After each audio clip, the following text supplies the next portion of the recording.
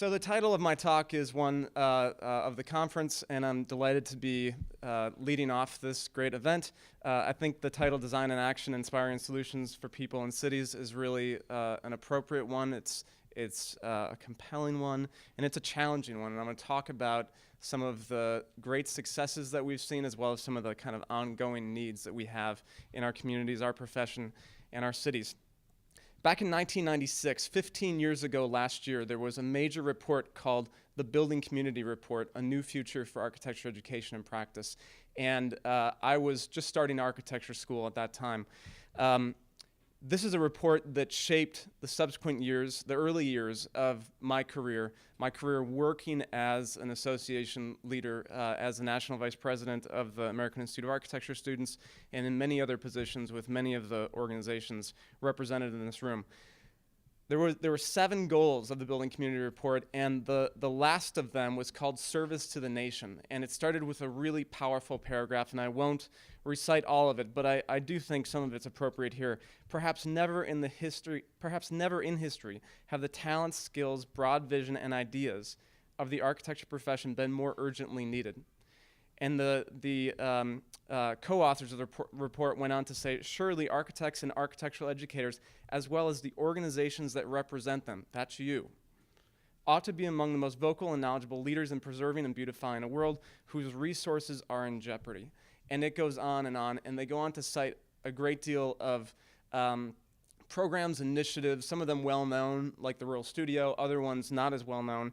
Some of those persist on to this day, others have faded away, and some have risen since that time. And so I ask, what is the state of the architecture profession now, 15 years later? Is good design still a luxury? Is it still for people that can afford it? How do we reach many that can't? How have the challenges identified in the Building Community Report been addressed or heightened? What has changed? What hasn't? What can we do about it? And I think you all in this room are in a unique position to leverage your members, to leverage your resources, and to begin doing something about it. We've got some challenges, though. So in my previous role as the longtime executive director of public architecture, I was focused on leveraging the resources of private firms, of individual firms, ranging from Skidmore, Owings & Merrill, whose offices are within a stone's throw of here, to OWP&P, another great firm, now merged with Canon Design, also just a few blocks away. And I saw in these firms efforts, organized ones like Open Hand Studio, part of OWP, and Canon Design, as well as informal efforts of employees gathering over lunches, gathering at night, working over the weekend to do pro bono and public interest design work. Another great firm that really has spearheaded a lot of this through its social responsibility initiative is Perkins & Will, headquartered here in Chicago. They have a brand new website. I recommend checking it out, and their social purpose work is represented well on their website. So all of this work led me to conceive of and edit a brand new book released October 1st called The Power of Pro Bono. And I want to just read a quick passage from it to give you a sense of, kind of what my agenda was, what my belief was, the premise for all this. Spaces can enliven, they can excite the soul, fill us with a sense of wonder, and bring us comfort and reprieve. When planned with their ultimate users in mind, spaces become more than bricks and mortar and glass and steel. They become incubators for serving, working, learning, and loving. This is what architecture is all about, providing spaces that empower people to live their best lives. Too often we are subjected to, or settle for, private and public spaces that don't enliven and instead actually weigh us down.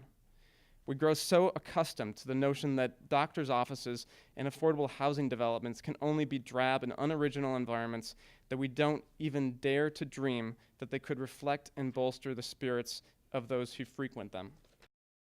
Rather than just adding some greenery to a block, a lively, thriving neighborhood garden can unify residents, pulling them out of their isolated houses and apartments and giving them a communal activity in a shared space in the public realm. Classrooms, where our children spend so much of their time, should and can contribute to learning that happens within them. Instead of simply holding desks and blackboards, they can be designed to give kids comfort and inspiration that can build their confidence and ask questions and personally engage with the lessons being taught. In that way, they can help shape young adults and give them the tools for continued personal and academic success.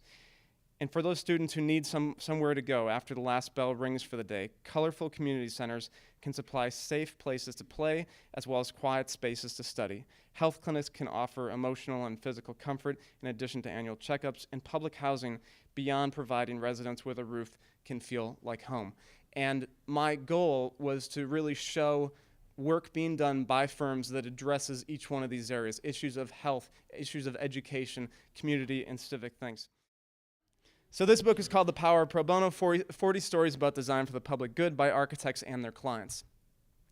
And so I didn't want this to just be another architecture book. We didn't want this, when I was working with public architecture, we didn't want this to look like some public interest design work long has. We wanted this to stand proud next to the best monographs by the best and well-known star architects of our time. And so we engaged a very, very prominent graphic designer, Paula Scher of Pentagram. And Paula, when we first approached her, said something that I heard time and time again: my pro bono projects are my favorite projects. And I think that's really a powerful thing. This is just a sense, you can get a sense of how the book is structured. There's 2 paragraphs, you obviously can't read them, or 2 columns. One represents the voice of the client, the other represents the voice of the architect. The client and the architect are equally represented in their book. There's no other book like it that equally weighs the voices of the client and the architect. And I frankly started by referring to a lot of these projects by their firm name. I would say, oh, that's the Gensler project, that's the Studio Gang project, that's whatever. And as I heard these client voices, the voices of the users, really it transformed my thinking about it, and it really is represented in the book as well. And so the book is broken down into 6 categories, at least the projects are. The 40 projects are broken up into arts, civic, community, education, health, and housing. And these are generally aligned with the breakdown of the nonprofit sector, but also the express interests of most major foundations. Most of this work is funded by foundations or private individuals through donations, and so I was trying to appeal to them.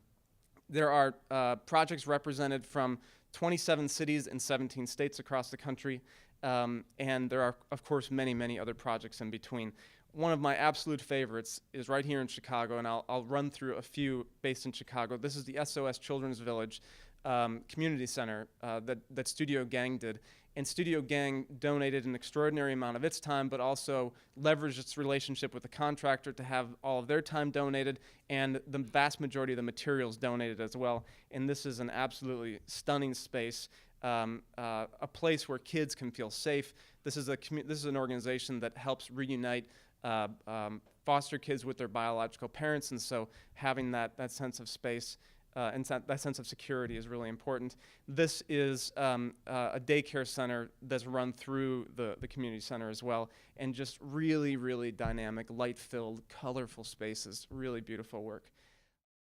This is truly one of my favorite projects. We all know what grade school libraries, most of them, look like, but we can imagine what they might look like. And thankfully, some really, really great big thinkers at the Robin Hood Foundation in New York thought, if we're interested in alleviating poverty, we know that literacy plays a major role in that. They set about to redesign the lowest performing New York public school libraries, and they didn't do so by just painting the walls or getting new books or whatever else it is. They engaged many of the most high-profile architects in New York to donate their time. And over the course of this program, 56 New York public school libraries have been totally renovated through this program. And it wasn't just architects donating their time. It was also the contractors. It was major manufacturers like Herman Miller, Knoll, Steelcase, and others. It was book publishers like HarperCollins and Scholastic.